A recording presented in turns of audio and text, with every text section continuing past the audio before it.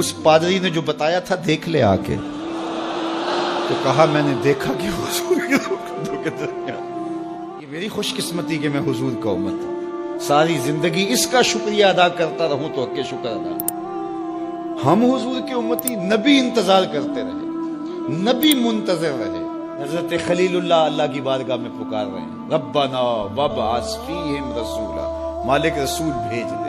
کوئی کہتا ہے لیسا بفظ ولا بغلظ، وہ ترشرو نہیں ہوگا، سخت مزاج نہیں ہوگا، ماتھے پہ شکنے لانے والا نہیں ہوگا، وہ پیار بانٹنے والا ہوگا، بس وہ آیا چاہ رہا ہے۔ حضرت عیسیٰ نے تو نام بھی بتا دیا نا، مبشرا برسول یاتی من بعد اسمہ احمد، لوگوں میں جا رہا ہوں، چلو نام بھی بتا دیتا ہوں، میرے بعد جو آنے والا اس کا نام احمد ہوگا۔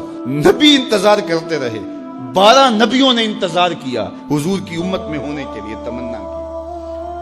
نستورہ راہب انتظار کرتا رہا، بحیرہ راہب انتظار کرتا رہا۔ شب ہجر کی سختیاں کوئی اس سے جا کے پوچھے، تیری راہ تکتے تکتے جسے صبح ہو گئی۔ زندگیاں گزار دی انہوں نے۔ سلمان فارسی کی کہانی سن لو، مجوسی کے بیٹے تھے، حق کی طلب میں نکلے، باپ نے گھر سے نکال دیا، ایک پادری کے پاس جا کے رکے، زندگی بھر اس کی نوکری کی۔ جب اس کا آخری وقت آیا، اس نے کہا میری تدفین کے بعد غموریہ چلے جانا، وہاں کا پادری خدا رسیدہ ہے، تجھے اس سے کچھ مل جائے گا۔ کہتے میں وہاں سے غموریہ آ گیا، پھر اس پادری کی ساری زندگی خدمت کی۔ جب وہ مرنے لگا تو اس نے کہا کوئی ایسا شخص نہیں ہے جس کے پاس اب میں تجھے بھیجوں، لیکن نبی آخر الزماں کے ظہور کے لمحے آ گئے، تو یہاں سے یثرب چلا جا، وہ اس نبی کی ہجرت گاہ ہوگی، تیری زندگی سنور جائے گی، تو نے بڑی محنت کی ہے، بڑی نوکری کی ہے میری۔ کہتے میں نے اس کو کہا کہیں ایسا نہ ہو میں دھوکہ کھا جو مجھے کوئی نشانی بتا دے۔ اس نے کہا 3 نشانیاں، ایک صدقہ نہیں لے گا، دوسرا ہدیہ رد نہیں کرے گا، تیسرا 2 کندھوں کے درمیان مہر نبوت۔ کہتے ہیں میں نے اس کی تدفین کی، یثرب کی جانب جاتے ہوئے ایک قافلے میں شامل ہو گیا، انہوں نے مجھے پکڑ کے اپنا غلام بنا لیا، لیکن میرے پہ مہربانی یہ کی کہ مجھے بیچا جا کے مدینے میں۔ ایک یہودی نے مجھے خرید لیا، میں اس کے باغ میں گوڈی کرتا تھا، کام کرتا تھا، کھجوریں توڑتا تھا، لیکن میں انتظار میں تھا کہ کبھی وہ نبی آخر الزماں آئے تو مجھے دید ہو، کبھی عرش پر، کبھی فرش پر، کبھی ان کے در، کبھی در بدر۔ غم عاشقی تیرا شکریہ، میں کہاں کہاں سے گزر گیا۔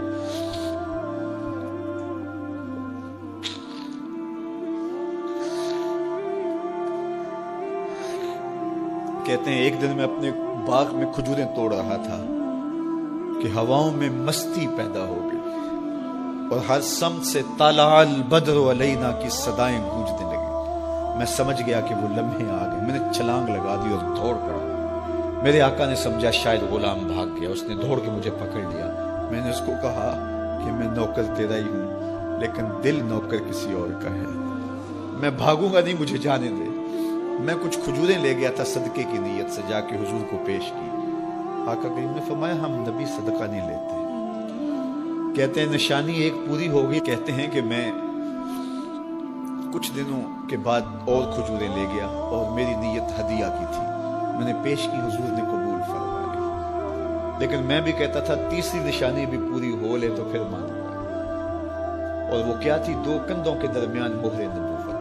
کہتے ہیں ایک دن حضور میرے باغ میں آئے، اور آقا کریم نے اپنے مبارک کندھے پہ چادر رکھی ہوئی تھی، اور چادر کی اوٹ میں مہر نبوت چھپی ہوئی تھی، اور میں پیچھے ہو کے دیکھتا تھا، اور میری آرزو یہ تھی کہ کوئی تیز جھونکا ہوا کا آئے اور چادر ہٹ جائے اور میں مہر نبوت کی زیارت کر لوں۔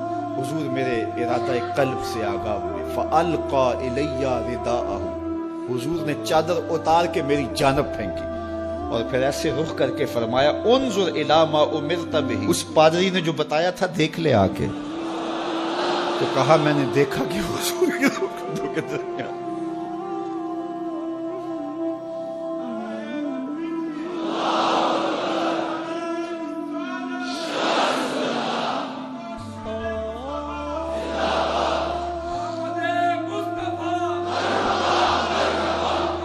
شب ہجر کی سختیاں کوئی اس سے جا کے پوچھے، تیری راہ تکتے تکتے جسے صبح ہو۔ ہم نے تو کوئی انتظار نہیں کیا نا، ہم نے تو کوئی دکھ نہیں سہا، ہم سوئے تھے مقدر جاگ اٹھے، ہمارے والد مسجد سے مولوی صاحب کو بلا لائے، انہوں نے کان میں آ کے کہا مبارک ہو تو حضور کا نوکر بن کے آ رہا۔ میرے والد گرامی ایک شعر جھوم کے پڑھا کرتے تھے، محمد جانے جانا ہے، پیغمبر ہو تو ایسا ہو، رسولوں کی بشارت سے مبشر ہو تو ایسا ہو، امر توقیر کا سب کو موقر ہو تو ایسا ہو، کیا ہم کو غلام ان کا مقدر ہو تو ایسا۔